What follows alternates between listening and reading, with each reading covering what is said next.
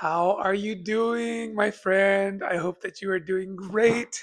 It's me, Jesse, in the building. I am so happy to be here with you tonight. Today was really exciting. I got to make one of my dreams come true, and I was a co-host on a online show. And this is the first of many interviews. The interviews went great. I did three, and I was in the studio, and I wasn't excited, nervous because, to be honest with you, I've been waiting for moments like this to come to me for a long time. And so I was just ready. Let's start it because I know that this is the next chapter in the chapter of Jesse Ramos Jr. and the life of Jesse Ramos Jr. And I'm so grateful. And I can only see bigger things happening, especially with the things that I've been working on behind the scenes. And I'm so grateful that you're here to support me. And I am not one of those people who dwells on who doesn't support me. That's not who I am because I've always been 100% self-sufficient. I've always been able to make things happen by myself. In the beginning, it was fear. Now it's excitement because I want to continue to climb. Um, but I was thinking recently, and I thought this was funny, and maybe you can relate. I don't know, but I have experienced in my journey at least that the people that don't support me are the people that I've known for the longest time. Not everybody, but a lot of people from where I'm from, my hometown and that area, are the ones that seem to give me the most skepticism, negativity, and bad energy, to be honest. And that's so disheartening for me because my intentions are to inspire and to show my community that I grew up in that, hey, we can all do this, we can all come up together. And I was thinking about it, and I understand though why people want to hold me in that regard. And it's because the person that I used to be wasn't somebody in particular that I would possibly want to be around. I wasn't a bad person, but I had bad habits.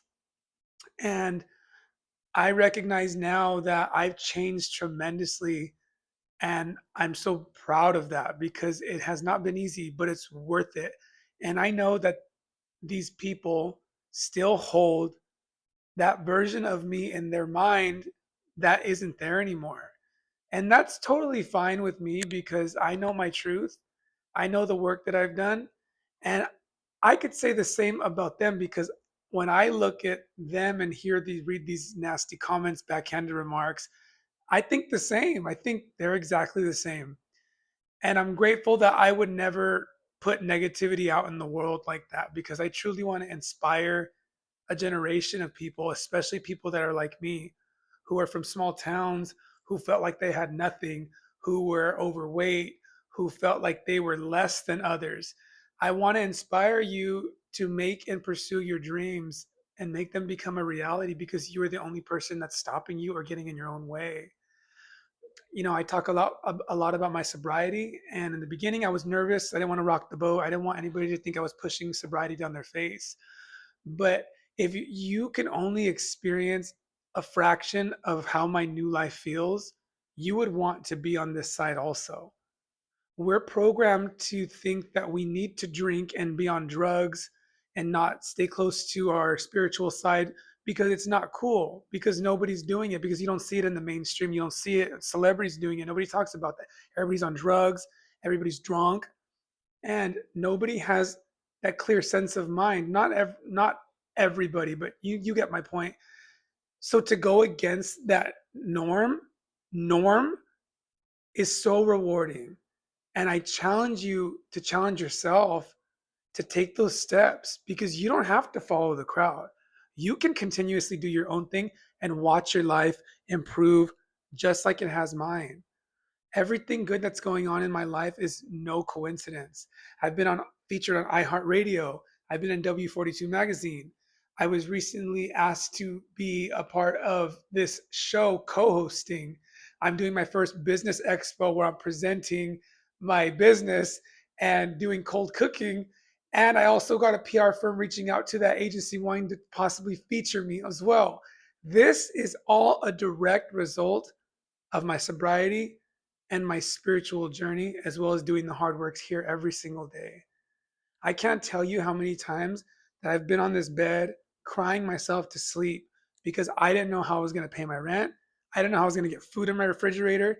I was too stubborn to ask for help, but I'm grateful that I was able to make it happen by myself. I've told you this in the past. I used to just want to survive in New York. Now I'm actually living and thriving in New York. You don't have to be in New York to make your dreams happen. You just got to get out of your own comfort zone. Do the hard work because I guarantee you this feeling is euphoric. This feeling is everlasting and it will not fade away the next morning when you're hung over or you're stressed or you're anxious because you're still doing the same types of things. Let go or be dragged. I love you so much and I hope you have a fantastic rest of the day.